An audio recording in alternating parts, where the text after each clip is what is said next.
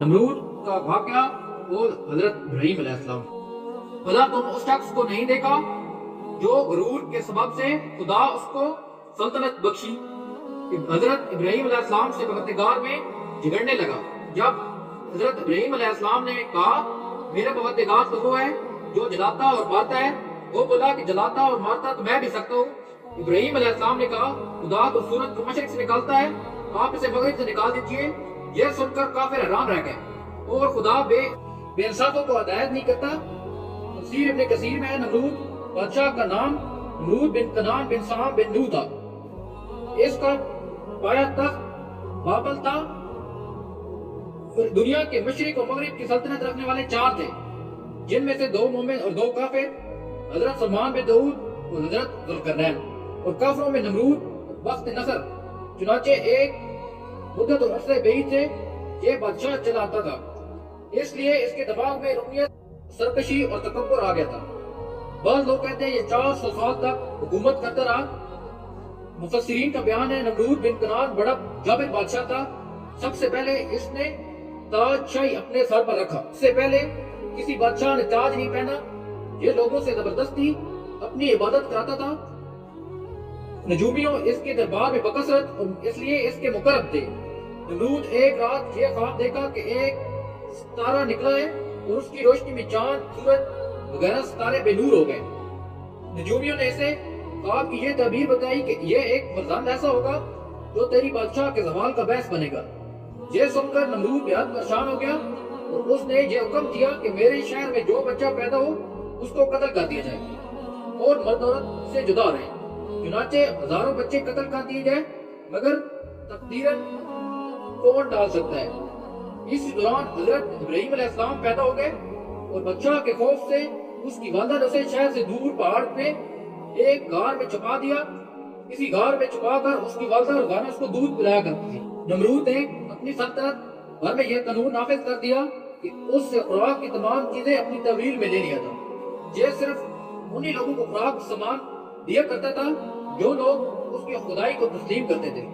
चुनाचे एक मर्तबा हजरत इब्राहीम अलैहिस्सलाम उसके दरबार में गल्ला लेने के लिए तशरीफ ले गए तो उस खबीस ने कहा कि पहले तुम मुझको अपना खुदा तस्लीम करो, जब मैं तुमको गला दूंगा।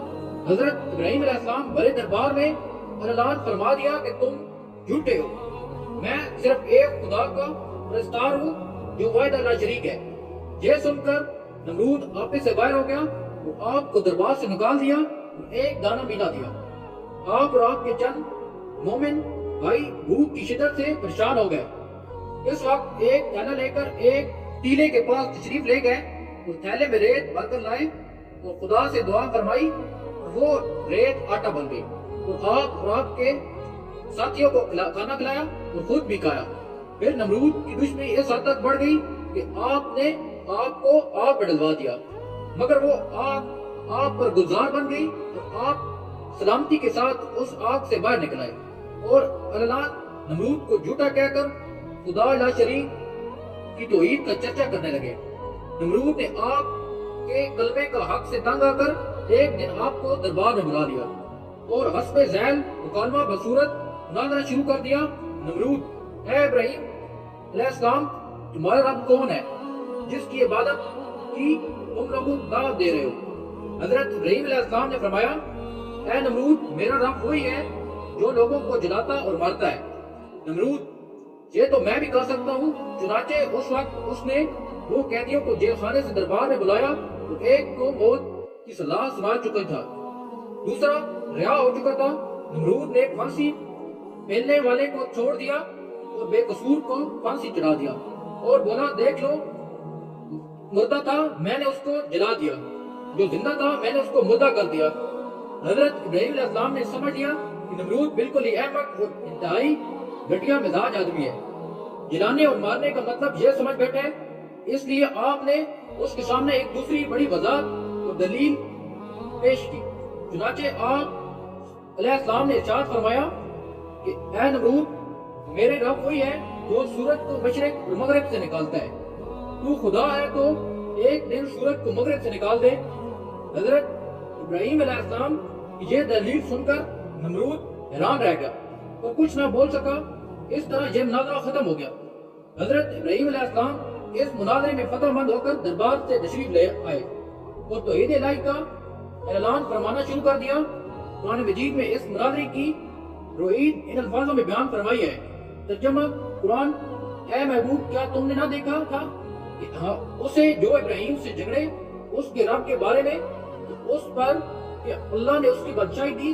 حضرت ابراہیم علیہ السلام نے کہا کہ میرا رب وہی ہے جو جلاتا اور مارتا ہے۔ بولا، میں جلاتا اور مارتا ہوں۔ ابراہیم نے فرمایا، تو اللہ سورج کو لاتا ہے پورب سے، تو اس کو پشم سے لے آؤ۔ گوشت اڑ گئے کافر کے اور اللہ رائے نہیں دکھاتا ظالموں کو۔ بادشاہ کے پاس اللہ نے ایک فرشتہ بھیجا، اس نے آ کر اس کو توحید کی دعوت دی لیکن اس نے قبول نہ کی۔ دوبارہ دعوت دی لیکن انکار کیا۔ تیسری مرتبہ اللہ کی طرف سے بلایا لیکن پھر بھی یہ منکر ہی رہا۔ اسے بار بار انکار کے بعد فرشتے نے اس سے کہا، اچھا تو اپنا لشکر تیار کرو، میں بھی اپنا لشکر تیار کر کے لاتا ہوں۔ نمرود نے بڑا بھاری لشکر تیار کیا اور زبردست فوج کو لے کر سورج نکالنے کے لیے میدان میں آ گیا۔ ادھر اللہ تعالیٰ نے مچھر کا ایک دروازہ کھول دیا۔ بڑے بڑے مچھر اس کثرت سے آئے کہ لوگوں کو سورج بھی نظر نہ آتا۔ اللہ کی یہ فوج نمرودیوں پر گری اور تھوڑی دیر میں ان کا خون ہو گیا اور اس کے گوشت وہ سب کھا گئے اور سارے کے سارے یہی ہلاک ہو گئے۔ ہڈیوں کا ڈھانچہ ہی باقی رہ گیا۔ انہی مچھروں میں سے ایک نمرود کے نتنے میں گھس گیا اور 400 سال تک اس کا دماغ چاٹتا رہا۔ ایسے عذاب میں وہ رہا کہ اس سے موت ہزاروں درجے بہتر تھی۔ اپنے